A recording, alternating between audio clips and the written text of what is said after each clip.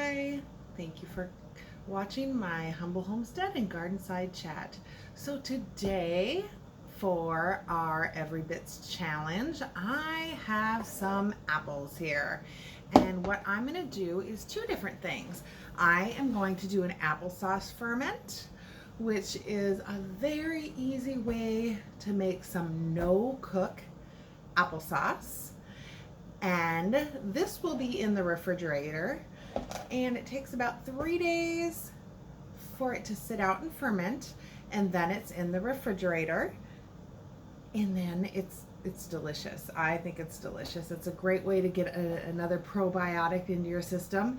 And then with the cores and some of the apples, I am going to, in this jar, take apples and raisins and make kind of like an apple brandy drink. And so this is another way that you can have a tincture to use if it's just something to make like your elixirs or tinctures.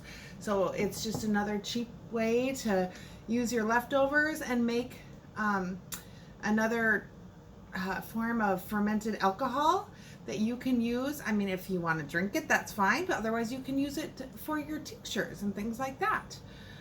So that's what we're going to do today. So the first thing I do is I just take my apples, and I personally don't mind the skin on. If you have children, you might want to go ahead and peel them, but I just chop them up and I put them in my little Ninja blender here.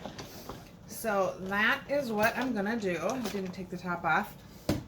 So I put them in here, and then I have some whey. So I do have some videos on how to make some fermentation starters. All this is raisins and water.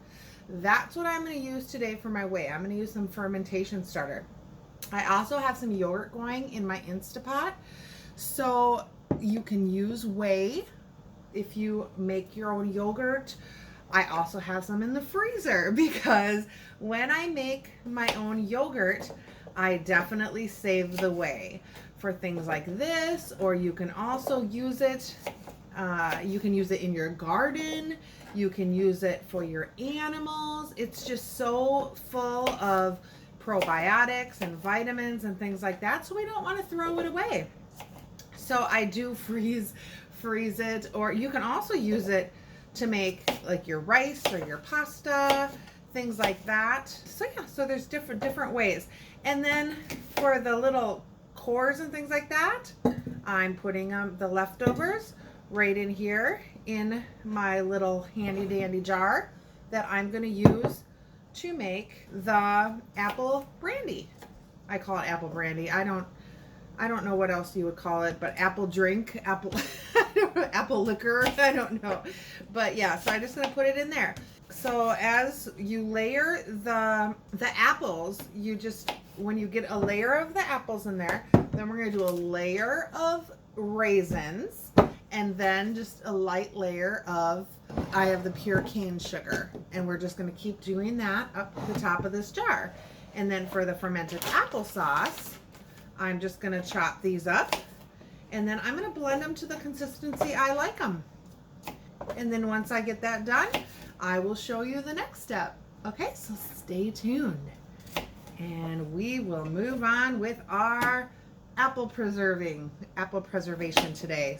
This is a simple one that we're doing. All right, see you in a minute. Okay, welcome back. So for the apples, I actually didn't have quite enough to do a ½ gallon jug, but if I get some in the next couple weeks, I'll just add to it. One thing, if you do make things with apples, you can just freeze the cores and things like that and use them for this as well. So I may pick up some apples in the next, maybe this weekend, if we go to the lake house, and just fill this up as well. So what I did was a layer of apples, layer of raisins, and then I just took like a tablespoon of sugar on top of that. And I just kept doing that. And then what I do is I just munch it down with a little masher to kind of just get the juices coming. I actually think I didn't finish the top off with the sugar. So I just do like just a tablespoon of sugar on top. And then what I do is I'll take 2 layers of plastic wrap over the top, and then I will let it sit for about 24 hours, and then I'll mush it up one more time. And like I said, I may add some more apples to that. I'll probably just pick up some whatever's on sale or whatever I can find that's, you know, I actually do use organic, but whatever is the cheapest organic, it's, since I'm just going to actually use the whole apple and put it in there. And then I just put some plastic wrap over it pretty tight here. I usually put like a book or something heavy over it. And then I just sit it in my pantry and literally let it sit about a good 3 to 4 months. And that is it. That is how we ferment and make that apple drink. The fermented applesauce, I just literally take the apples in here. I add about 1 to 2 tablespoons of the whey or ferment, if you just make your own ferment. I never measure, you can see, so I just add about a tablespoon in there. I would say like 3 apples in here. And then I put a little bit of maple syrup in there for sweetener. Put just a tiny bit. Then I just add a little cinnamon because I like cinnamon in my applesauce. And we just want a little bit of sea salt. Last time I made mine too salty, so this time I used maybe like a half a teaspoon of salt. That's when I was like, oh, I did eat it because I love that little effervescent fizzy feel. And then I just blend it up. Now I left the skin on it. I like the skin. Then it's like this. And then I just put the cover on it, leave it on the counter for 1 to 3 days, however you like the taste. And then it goes in the fridge. And there you have your fermented applesauce. That's it. It's delicious. It has that little fizzy feel in it. It's really good. I love it. And then we have our fermented foods for the good probiotics. So that is how I am preserving my apples this day.